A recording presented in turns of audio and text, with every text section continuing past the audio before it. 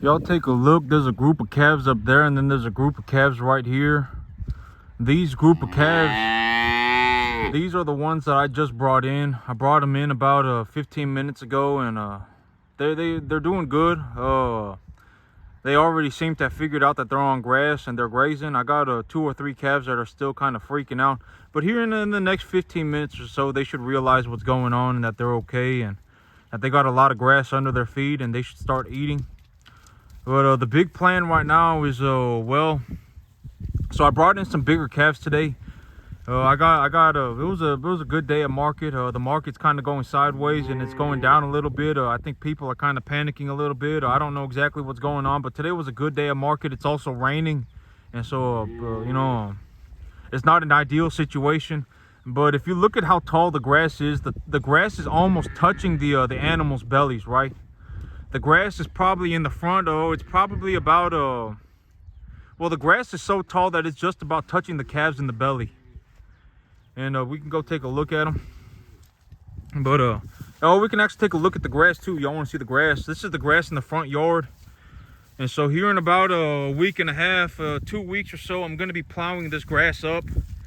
I'm going to plow it up, and then the grass will go into the soil, and when it decomposes, it will release the minerals back into the soil. And so well, the big plan right now is I'm going to get these animals to eat as much of it as I can. I'm going to graze as much of it as I can over the next week or two. I'm going to plow the front field up and plow half of the back field up. Because so next week, starting next week, I'm going to start selling my bigger feeder heifers too. So I got calves that are ready for market. I'll be taking them to market here in about, I'll be taking them to market here probably about next week. And I got big old feeder heifers that are ready for market. And when I take my bigger animals off of my field, okay, so it's a multi-dimensional situation. This is what is actually going on with me, right? Okay. So when I've been saying this repeatedly, but when I take my bigger animals off of the grass, the big animals, they eat the most, right? And so when I take my bigger animals off of the grass, my grass is going to grow very, very, very well, right? If I let all 40 of my animals out onto my front yard right now and just give, 40 animals will not be able to eat 2 acres of good grass. If I have good grass like this, if my grass is this good, 40 animals will not be able to eat it, right? If the average weight of my herd is about 450, 500 pounds, they're not, 20 animals an acre will not be able to eat this much grass, right? And so, when I start selling my bigger animals, the amount of pressure that is being put on my grass will be very small. The small animals, they eat proportionally less than the bigger animals, right? And so next week, I'm going to start selling my bigger animals. And as I start selling the bigger animals, I will start plowing the field up, because even if I reduced the amount of grass that I have by 2/3, even if I got completely rid of 7 acres of grass, I could still feed 40 animals without any issue, right? With hardly any issue. If any issue started to arise, I could handle it, right? I could just start feeding them. A mixed ration. But if you take a look at the grass is almost touching the animals on the chest. That is how tall the grass is right now. And if you look at the grass, it's actually starting to roll over. The grass is starting to roll over because it's too tall. And there's too much grass on the field right now. And so I'm gonna plow up the front yard first, and then I'm gonna plow up about 1/3 to half of the backfield first. And I'm gonna time everything so that it falls in line together. As I start selling my bigger animals, I will start plowing up my field so that I can plant my spring crop. And here is also a big thing that is going on with me right now. I've always said that when I feed the grass, I am looking to provide these animals a rough energy estimate of 60 to 65% and a variable protein content diet, right? And I've said repeatedly that as grass grows, the feed qualities of the grass will change, and they tend to get lower as the grass begins to develop. I've said these things repeatedly, right? And if they were true back then and it's objectively true information, it will be objectively true as of right now, right? And so as this grass grows, the feed quality of the grass will begin to deteriorate. The energy content of the grass will drop. The protein concentration of the grass will drop. And I can fiddle fart with the numbers by fertilizing the grass to different levels, right? I've said that repeatedly as well, that when the grass is in this stage of development, if I believe that the feed quality is too low, I can actually increase the quality of the feed by fertilizing it, right? By applying fertilizer on a different, differently. I can increase the feed quality of the grass, right? But ultimately what will happen is that the feed quality will get too low that even if I do fertilize it, it will not be high enough feed quality for me to raise animals of this size. I've also said repeatedly that the smaller the animal is, the more nutritious diet that they need, right? The smaller the animal is, the more nutritious of a diet that they need. And so I got a lot of things going on, and I'm going to push it all together at once, right? I'm going to push it all together at once. And so if I anticipate that I will have to grow a field for two to 3 weeks before the cattle are able to graze it without having massive acidosis issues, right? If I anticipate that is happening in my stage, my grass is at this stage of development, that here in 2 to 3 weeks, okay, so remember what I've been saying is that the grass is dynamic, right? Grass is dynamic. And so grass, as time progresses, the grass is always dynamic, right? It's universally dynamic. And so the grass today will not be the same grass it is tomorrow. The grass tomorrow will not be the same grass as it is next week. Depending on what fertilizers I apply to the field, that will also change the contents of the quality of grass, right? And so when I look at everything as a totality, when I look at everything as the entire big picture, when I start plowing up my field, my grass will likely be in a stage of development where it is bolting, right? It is bolting. The protein content of the grass and the feed quality of the grass will be deteriorating very rapidly, right? But also, if I plant new grass, remember, new grass, that grass that will start to come up, that small little grass that is starting to come up will be very nutritious, right? And so the little grass will be very nutritious. It will be very high in protein and very high in energy. And so I am looking to blend the new grass with the old grass to give these animals somewhat of that is the idea in terms of the ballpark of where I'm trying to get. And if I'm off by 20%, I will just figure it out as I go. I've always said that plans are not made for perfection, right? As long as I have a ballpark idea of where I'm looking to head to, my plans are this, and this is my reason why. And objectively, I have a good reason why, right? I have an objective reason for why I am looking to do what I'm doing, right? It's not I fell out of heaven at 7. It's not like, oh, this is my la la land journey, right? The grass is going to be at this stage of development, and if I plant the grass if I plant a new grass and I mix the new grass with the grass that is about 2 to 3 weeks more developed, then if I mix the two grasses together and I have 4 to 5 weight, average weight animals on my field, if I blend the two grasses together, and maybe I need to provide them with a total mixed ration, maybe I need to provide them with a roughage material. The corn market is low. The hay market will also probably be low, right?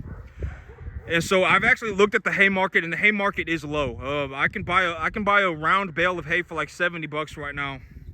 And so if I need roughage material, I can get plenty of roughage material for very, very, very good price, right? At a very good price, I can get a corn stalk bales right now for like $30 a bale. And so I've looked at the hay market, and so if I need roughage material, if the feed quality, if the animals decide that all they want to eat is the new grass, then I could even start going into a limit feeding, right? I've always said that if the energy content of the grass or the energy content of their feed is too high, or if the protein content of the feed is too high, I can always limit feed the animals, right? And so this is what I mean by it does not really matter if my plan does not turn out to be perfect, right? It does not matter as long as I have a good idea of where I'm headed. As I go there, I will figure it out, right? If it does turn out that I'm 30% incorrect, that is perfectly fine. In reality situation, that is a very good thing, right? That's a very good thing. I can just figure it out as I go. Maybe I need to provide the animals with a little bit of a roughage product. Maybe I need to give them a little bit of an energy product. Maybe the grass grows a little bit faster than I think it would. Whatever it may be, right? I can just figure it out as I go, as long as I am diligent, right? As long as I take a look at what's going on and my plans are objectively somewhat in the right direction. You know, I have objectively correct variables, right? You know, to a large, you know, it's not going to be perfect, but I've always said, you know, plans are not made for perfection, right? As long as I have a good idea of where I'm headed and I have a good reason for heading that way, I can figure it out as I go. And so here in about maybe a week or two, I will be plowing this field up.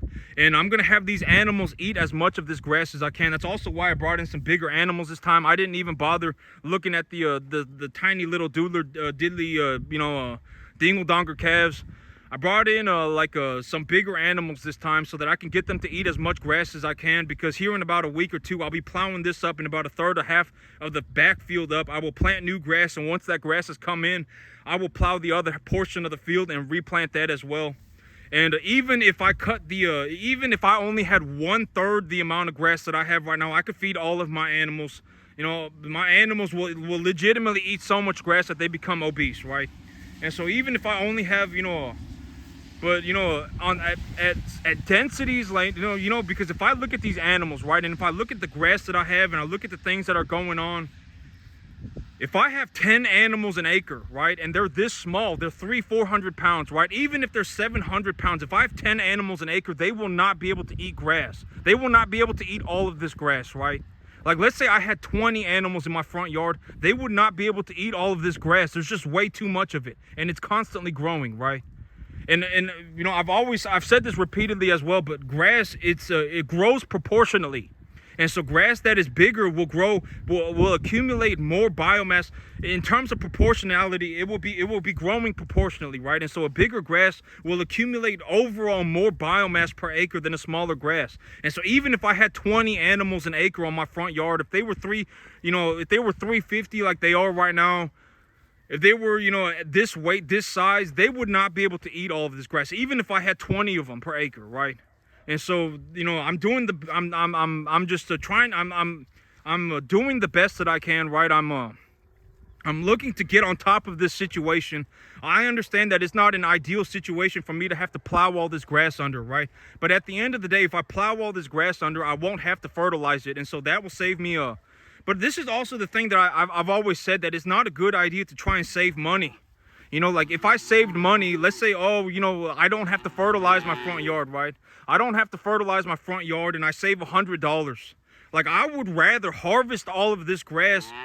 I would rather feed all of this grass to cattle than to save $100, right? Because, now I don't have to fertilize my front yard because, I plowed it all under and the grass, decomposed and, and the grass is going to be fertilizer for my front yard, right? I don't, the $100, $100 is nice, right? But I'm not like here making it my life goal to save $100, right? I'm just not going to stand here and be like, oh, you know what I should plan for? You know what I should try and do? You know what the big idea for me should be? Save $100, right? I'm just not going to think like that. If I could, I would rather harvest all of this grass. I would, if it came down to it, if it took 50 animals an acre for me to harvest all of this grass, I would rather harvest all of this grass with 50 animals an acre. I honestly would, right? If that's what it came down to, I would rather do that. But realistically, I don't really want to be sitting here with 100 cattle in my front yard, right? I don't want to be sitting here with 100 cattle in my front yard. That just would not be a good situation for me, right? I just don't want that. And so, but on the other hand, I'm also not very interested in saving $100.